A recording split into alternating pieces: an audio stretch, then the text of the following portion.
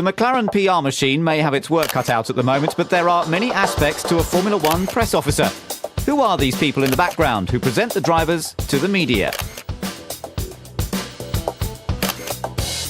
My name's Tracy Novak and I'm the Communications Manager for Honda Racing F1 team, and it's my job to oversee all the PR activity for the Formula One operation at Honda. My name is Nicola Armstrong. I'm the Communications Executive at the Honda Racing F1 team. Basically that means I work with our Communications Manager to oversee all of our media and PR activity.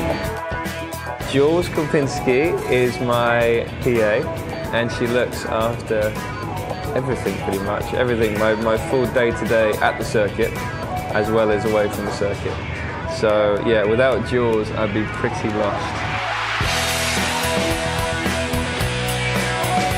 So what is the role of the press officers? Basically our job is to help the media. It's not to be there as a defence mechanism or to throw ourselves in front of the driver, Secret Service style if we get a difficult question. We're there to look who might be live, for example, and to try and help them get a slot with the driver before they go off air. There are many demands on a Formula One driver. Balancing the media requirements around their needs is vital. The drivers have a very busy schedule, so I'd say maybe through a typical year we would bolt on an extra 10 to 15 days of PR activity outside of the race weekend. Both Jensen and Rubens are very good actually, and we work quite closely with their managers to make sure that the schedule works for them at the start of the year. We always take the engineering schedule as our basis and then work the PR and marketing activity around that. On a day-to-day basis, I manage his diary. Specifically over a race weekend, I try and make everything run as smoothly as possible so he has as little distractions as possible so he can concentrate on the job at hand, which is racing. In advance of the race weekend, I put together the schedule which all of the marketing department and the communications department at Honda work to. So that means slotting in interviews, events, requests that we have from the circuit and making sure that we allocate the right time to them. Celebrity guests bring added press coverage to an F1 team on a race weekend. Ensuring everyone gets exactly what they want is crucial, but it must not interfere with the racing.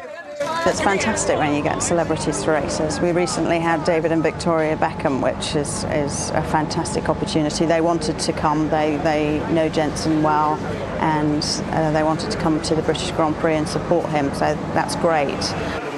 For celebrities of that level, it can have quite a big impact on your race weekend, but it was a great experience. What we did was we did a photo call in front of the garage, made sure that the car was lined up. We'll organise for the car to be ready, the drivers to be there on time, and organise the photographers and the TV broadcasters that want to do their interviews. But there are times when perhaps doing PR activities are the last thing on a driver's mind. I absolutely hated Jules last year after I won my first race, and I hated most of the team that wanted me to go and do PR events straight after. Yeah, that was great, wasn't it? We had to shoot straight to Shanghai, China to do PR. On Sunday night, PR events for an hour after the race. Straight after the race, we got in a chopper, went to the airport, got on a plane to Heathrow to China. I remember going back on the plane to England, and we had it on the TV in the plane, the actual race, which was pretty amazing to watch.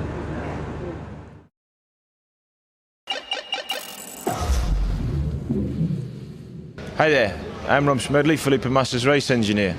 Apparently, you may have heard me on the team radio before. Pole position, fastest lap, and the race win.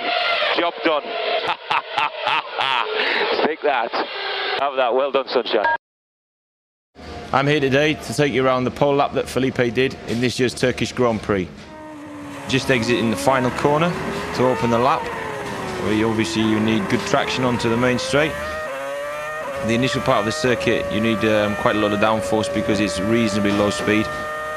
Into turn 1, where you have to be careful not to lock the fronts.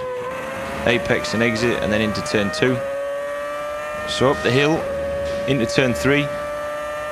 Turn 3, 4, 5. Again, you need a lot of downforce here because it's reasonably low speed, around about 120 kilometers an hour average corner speed.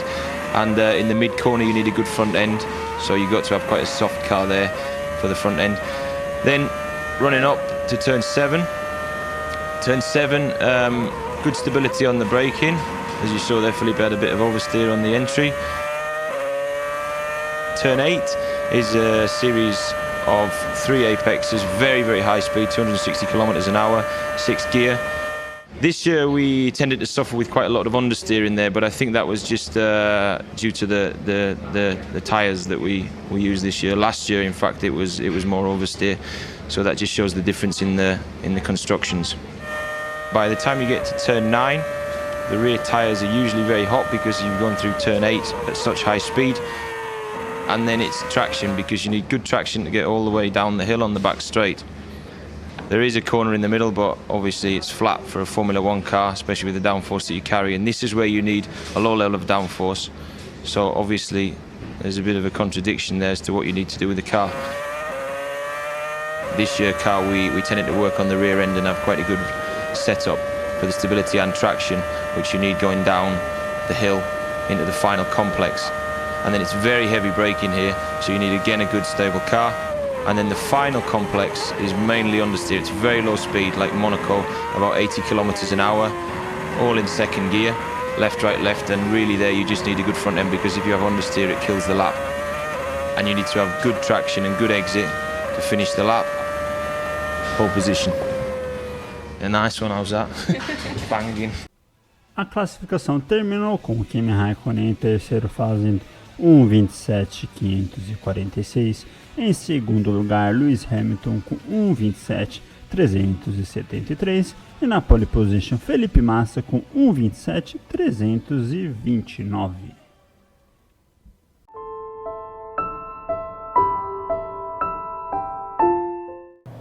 Vamos para a 12ª etapa aqui na Turquia, na temporada de 2007 na Fórmula 1. As luzes vermelhas vão se acendendo e se apagam para dar a largada ali.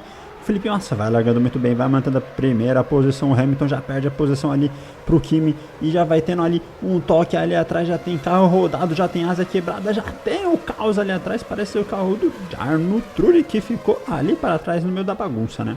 Vamos vendo aí o Alonso dando um save ali, quase o piloto da McLaren perde o controle do seu carro. Vamos vendo Jarno Trulli fazendo a ultrapassagem para cima de Jenson Button na volta de número 6. E aí, novamente por outro ângulo, o replay da manobra do piloto Trulli.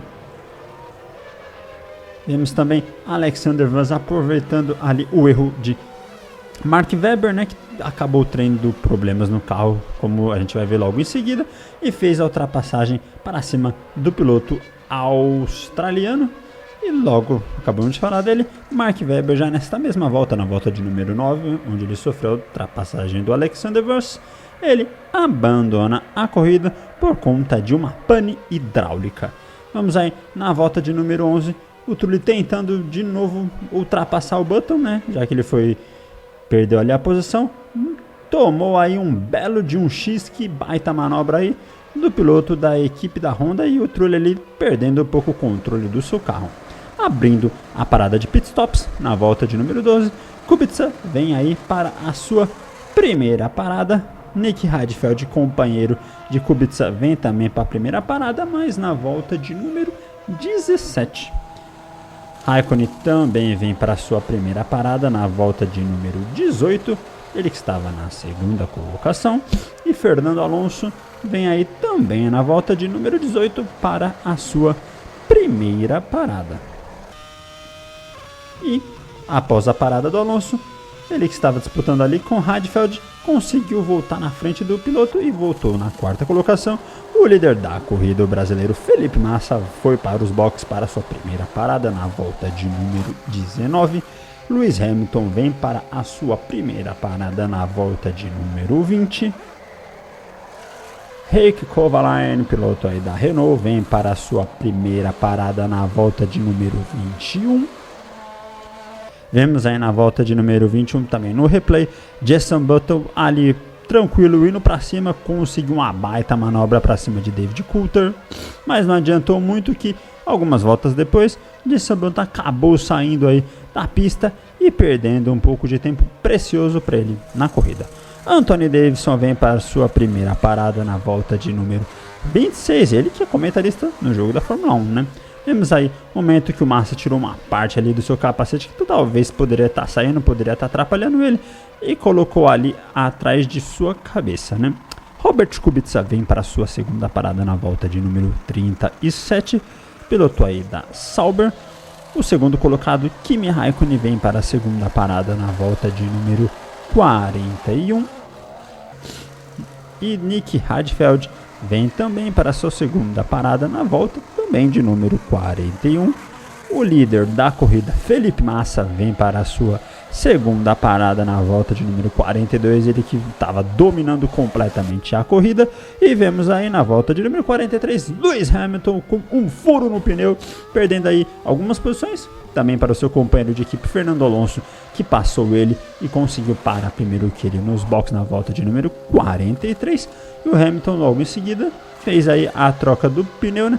Acabou de terceiro lugar, indo para o quinto lugar.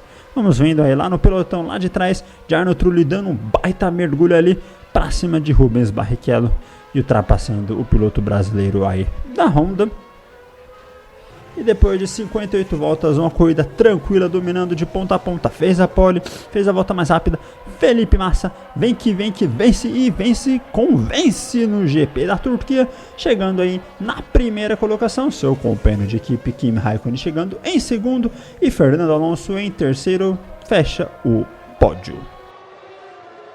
Terminando aí o GP da Turquia, os três primeiros, Fernando Alonso em terceiro lugar, em segundo lugar Kimi Raikkonen, em primeiro lugar, Felipe Massa. A volta mais rápida ficou para Kimi Raikkonen, 1:27.295 na volta de número 57, corrigindo o que eu havia comentado na corrida.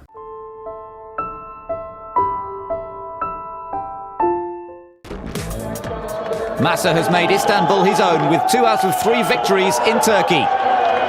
Here is when my career just make a switch and I start winning races and fighting with the front runners. And it's a very special place for me, and having the second win consecutive here is fantastic. I mean, it's difficult to find the right word.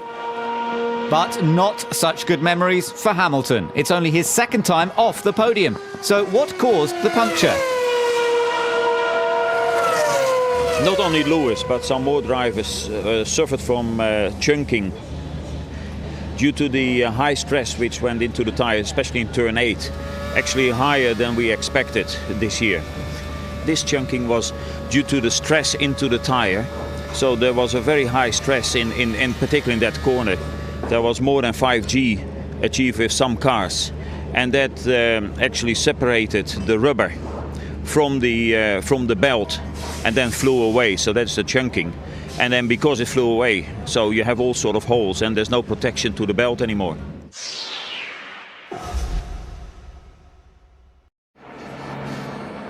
Four drivers, 12 rounds, 3 wins each, and there's 5 races remaining. Após o Grande Prêmio aqui em Istambul, o campeonato de pilotos ficou desta forma: Lewis Hamilton com 84 pontos, Fernando Alonso com 79, Felipe Massa com 69, Kimi Raikkonen com 68, Nick Hadfeld com 47, Robert Kubica com 29, Kovalainen com 19 e Giancarlo Fisichella fechando aí o 8º lugar com 17 pontos, né?